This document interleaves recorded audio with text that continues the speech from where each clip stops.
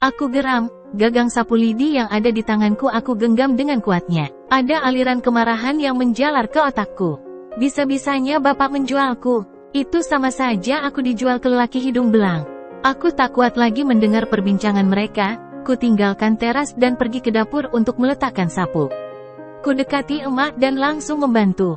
Ku masukkan kayu ke tungku dengan diam.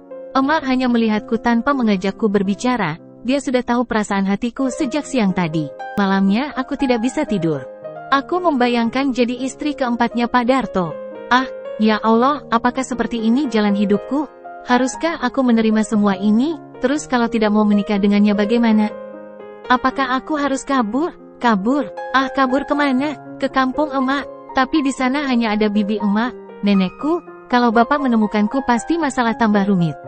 Ah, bagaimana ini? Aku masih saja bermonolog sendiri di dalam hati sambil bolak-balik badan ke kiri ke kanan, hingga ada suara langkah mendekati kamarku. Aku berpura-pura tidur. Kuatur nafasku senormal mungkin agar tidak ketahuan kalau aku masih terjaga. Kurasakan rambutku dibelai, ternyata emak yang mengelus rambutku. Sabar. Duh, tak berapa lama kemudian emak berdiri dan keluar dari kamar. Sebelum keluar beliau mematikan lampunya. Aku bangun dan duduk perlahan-lahan, diam dan termenung. Masih kudengar di luar rumah suara orang mengobrol, berarti masih ada yang menambal ban.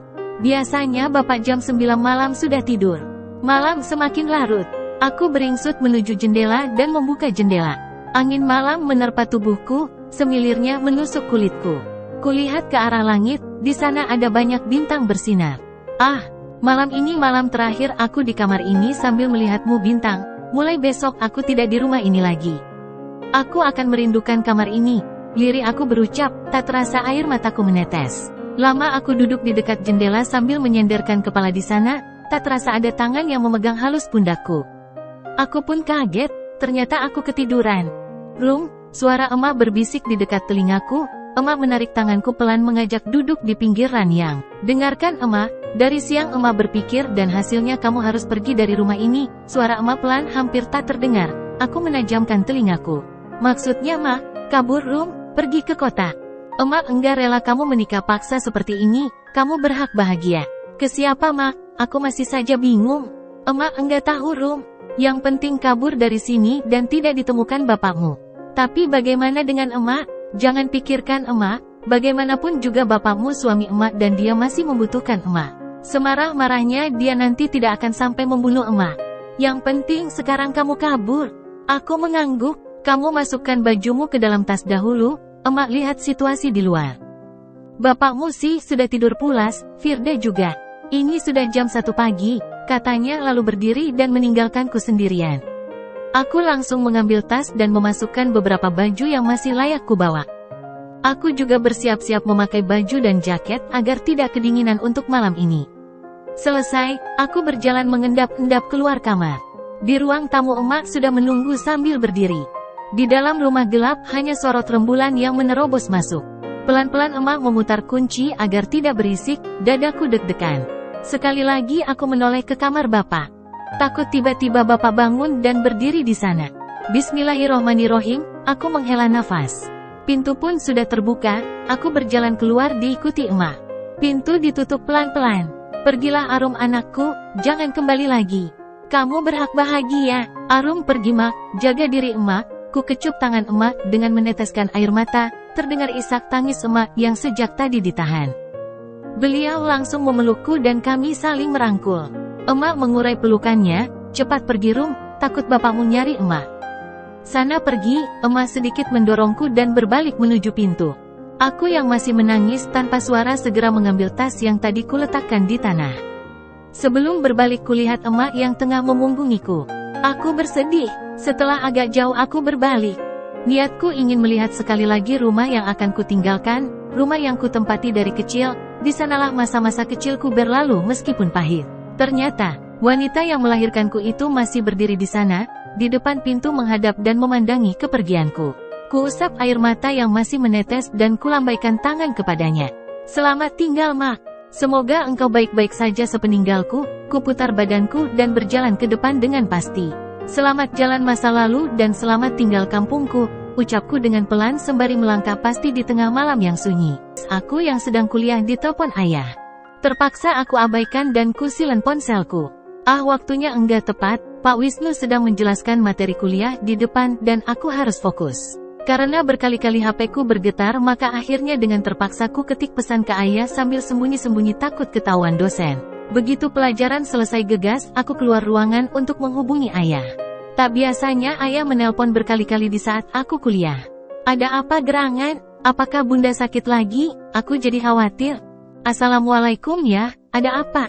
Waalaikumsalam, Ham kamu harus pulang segera. Sakit bundamu kambuh. Tapi pak, besok aku ada tes.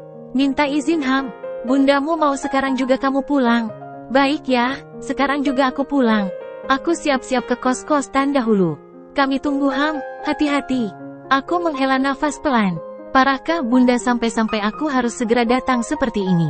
Bunda tolong jangan pergi, aku masih membutuhkanmu. Aku Irham Setiabudi, aku anak kedua dari 4 bersaudara. Ayahku pensiunan Pertamina dan ibuku juga sudah pensiun dari pekerjaannya sebagai guru di sekolah jenjang SMP. Kututup ponselku dan masuk ke dalam kelas kembali, ku dekati Davin dan pamit padanya. Teman dekatku di perkuliahan itu tampak terkejut, ia akhirnya mengangguk dan melepas kepergianku.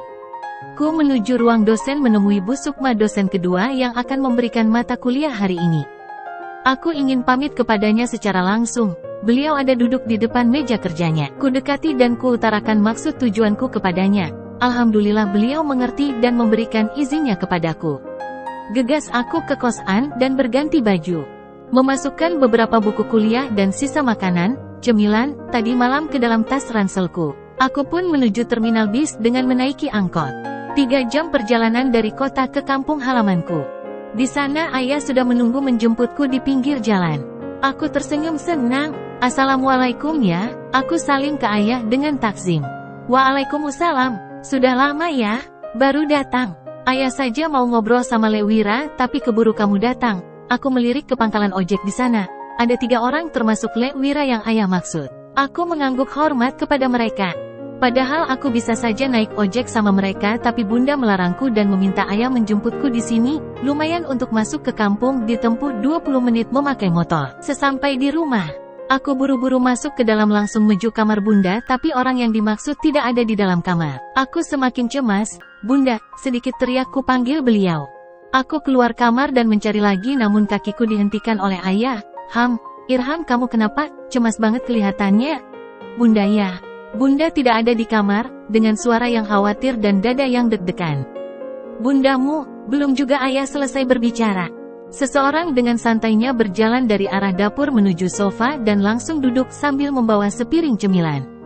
Mataku membulat sempurna, tidak percaya dengan penglihatanku. Bunda, katanya sakit. Tapi, aku bingung dan heran. Bersambung.